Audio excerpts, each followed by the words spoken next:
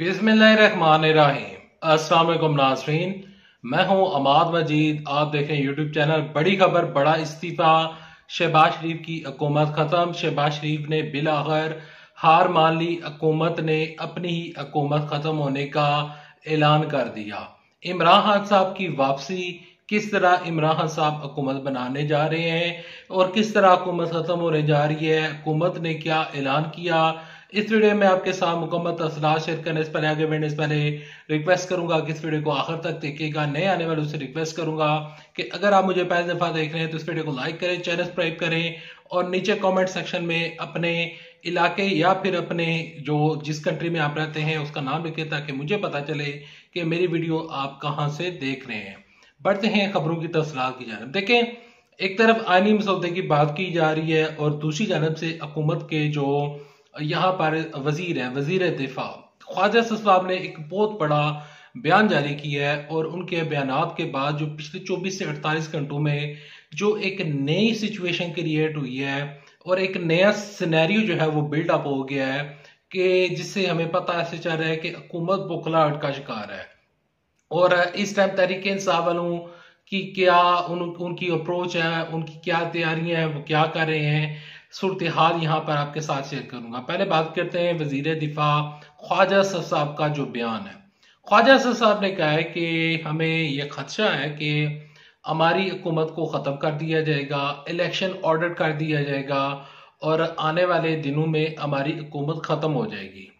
शहबाज शरीफ साहब के जो यानी कि हुकूमत के जो वफाकी वजीर दिफा हैं उनकी जानब से ये एक तरह से ये बयान आना, एक हैरत ज़दा बयान आना, यहाँ पर हमें कई चीज़ों की तरफ तवज्जो दिलाता है कि हुकूमत या तो बौखलाहट का शिकार है या फिर हुकूमत खुद ही अपनी हुकूमत ख़त्म करना चाहती है।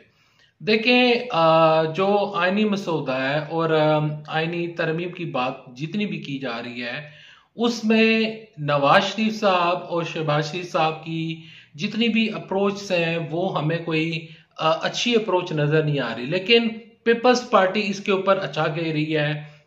पीपल्स पार्टी और मौलाना फजल रहमान साहब के आपस में अच्छे राब्ते हैं।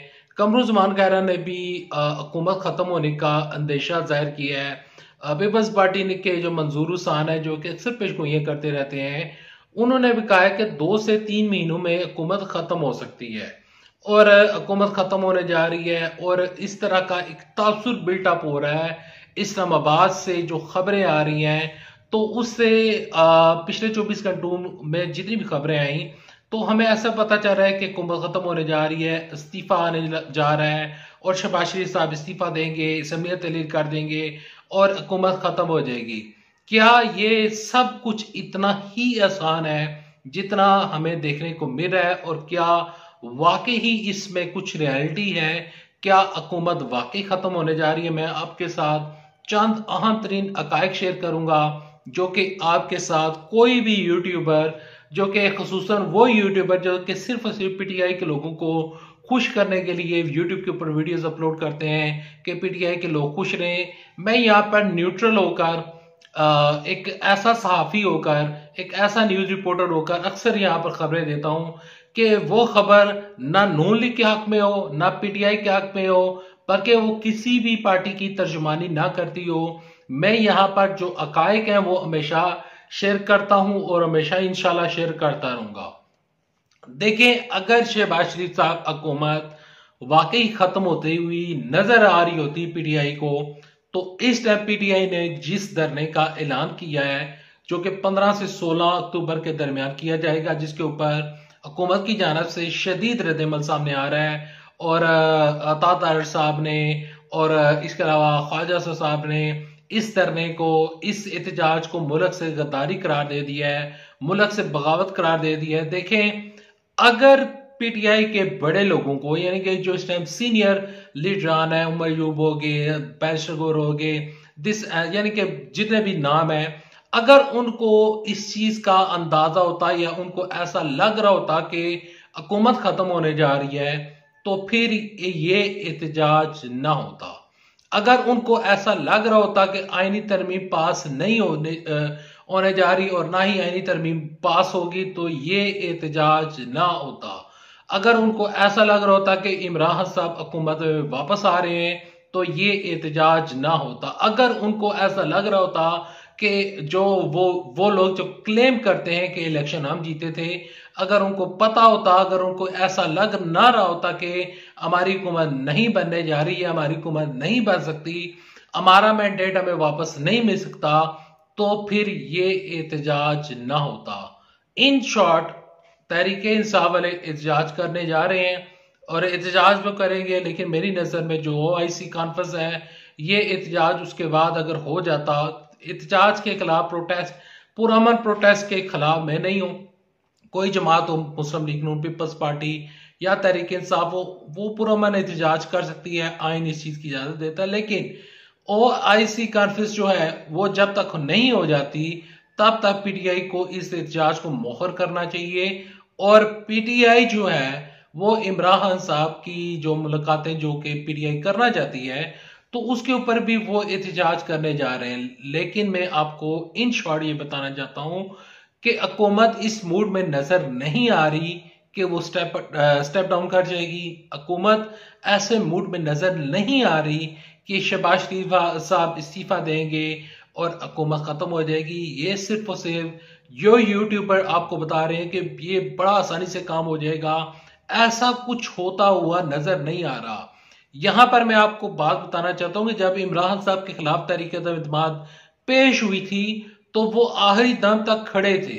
जब तक तहरीक अदम कामयाब नहीं हुई थी तब तक इमरान खान साहब खड़े थे, लेकिन उन्होंने खुद से इस्तीफा नहीं दिया था।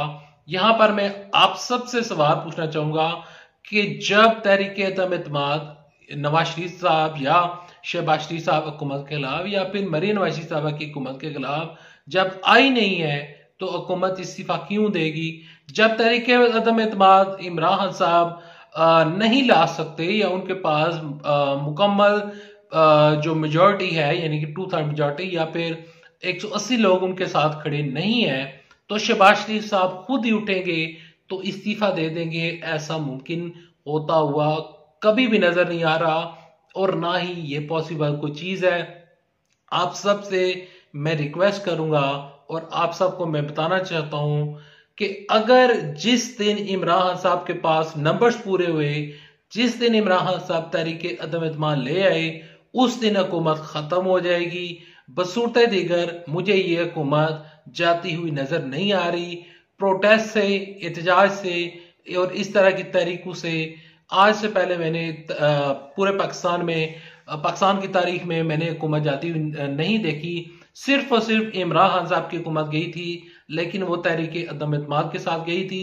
अगर आज इमरान खान साहब के पास ये सलाहियत मौजूद है, तहरीक इंसाफ वाले क्लेम कर रहे हैं, साहबजादा आमर रजा साहब ने कहा है कि हमारे साथ मुस्लिम लीग नून के और पीपल्स पार्टी के लोग राब्ते में हैं, और अगर वाकई उनके साथ राब्ते में हैं और जो आर्टिकल 63 का जो नया फैसला है तो फिर उनके साथ राब्ते में है, उनको साथ मिलाएं, तहरीक अदम एतमाद ले आए। लेकिन सिर्फ और सिर्फ प्रेशर बिल्डअप करने की कोशिश की जा रही है।